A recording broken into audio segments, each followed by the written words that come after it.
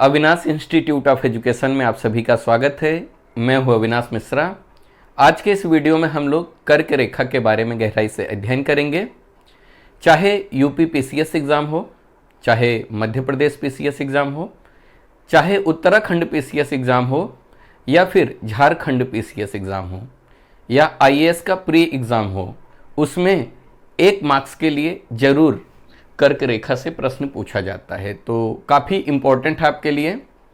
और मैंने देखा कि कुछ बच्चे कमेंट किए थे और पूछ रहे थे कि सर बताइए 23 डिग्री 30 मिनट को ही क्यों कर्क रेखा कहा जाता है? क्योंकि जो अक्षांश रेखाएं होती हैं वो 1-1 डिग्री पे खींची जाती हैं, तो उस हिसाब से इसे 23 डिग्री होना चाहिए था, तो ये 30 मिनट क्यों बढ़ाए? तो ये भी डाउट मैं इस वीडियो में क्लियर करूँगा। तो आइए लेक्चर शुरू करते हैं और समझते हैं। सबसे पहले हम चर्चा करेंगे कि 23 डिग्री 30 मिनट को ही क्यों कर्क रेखा कहा जाता है।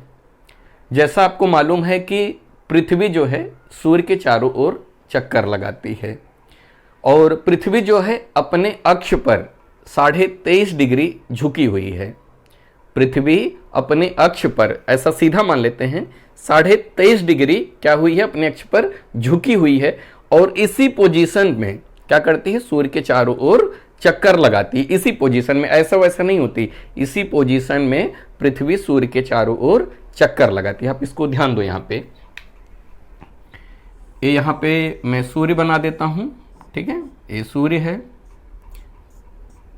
और यहाँ पे मैं पृथ्वी बना देता हूं। तो पृथ्वी अपने अक्ष पर, ऐसा यहाँ पे ऐसा करूँगा तो सीधा हो जाएगा, तो अपने अक्ष पर जो है 23.5 डिग्री झुकी हुई है।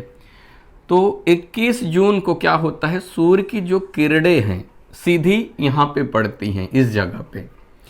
तो यहाँ पे एक काल्पनिक वृत्त बनाया गया। मैंने आपको बताया ना, अक्षांश और देशांतर रेखा जो होते हैं काल्पनिक रेखाएं होती हैं। अगर आपने वो वीडियो नहीं देखा तो जाके देख लो, काफ़ी इंपॉर्टेंट वीडियो, ठीक है।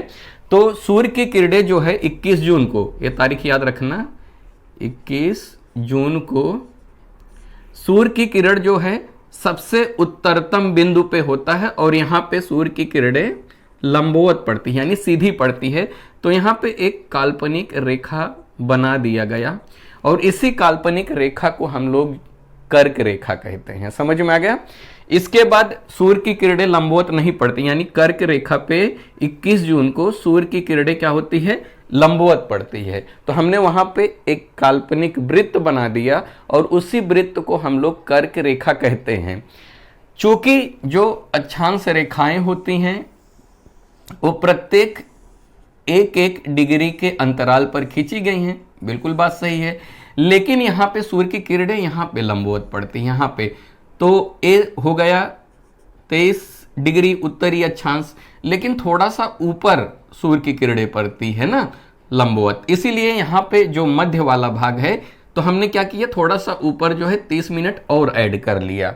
तो इसलिए हम लोग कर्क रेखा को कितना बताते हैं, 23 डिग्री 30 मिनट उत्तरी अक्षांश को क्या कहा जाता है, कर्क रेखा कहा जाता है।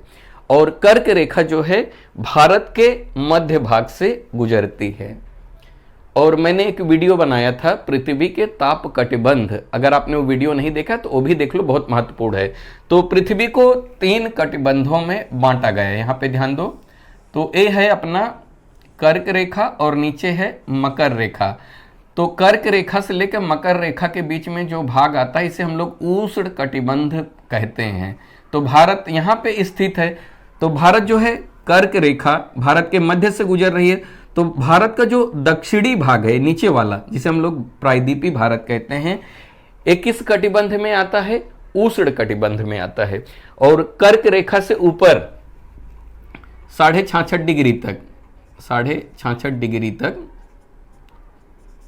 यहाँ पे एक रहेगा, 66.5 डिग्री तक इसके मध्य वाला जो भाग है इसे शीतोष्ण कटिबंध कहा जाता है। तो भारत का ऊपर जो उत्तरी भाग है यहाँ तक आता है। तो भारत का ये ऊपर वाला भाग, यानी कर्क रेखा से लेके ऊपर वाले भाग को किस कटिबंध में हम लोग रखते हैं, शीतोष्ण कटिबंध में। शीतोष्ण कटिबंध एक ऐसा जगह होता है जहाँ पे तापमान बहुत ज़्यादा न गर्म होता है न बहुत ज़्यादा ठंड होता है। और सूर्य की किरणें जो है कर्क रेखा से लेकर मकर रेखा तक सभी अक्षांशों पर साल में एक बार सीधी पड़ती है, लंबवत पड़ती है। तो 21 जून को क्या होता है, कर्क रेखा पर सूर्य की किरणें सीधी पड़ती है, उसके बाद सूर्य की किरणें उससे ऊपर नहीं पहुंच पाती है। लंबवत की बात कर रहा हूं, सीधी सीधी नहीं पड़ती है। तो जो यहाँ पे एक काल्पनिक रेखा बनाई गई, काल्पनिक वृत्त बनाई गई, इसी को हम लोग क्या कहते हैं, कर्क रेखा कहते हैं। ये डाउट आपका क्लियर हो गया रहेगा।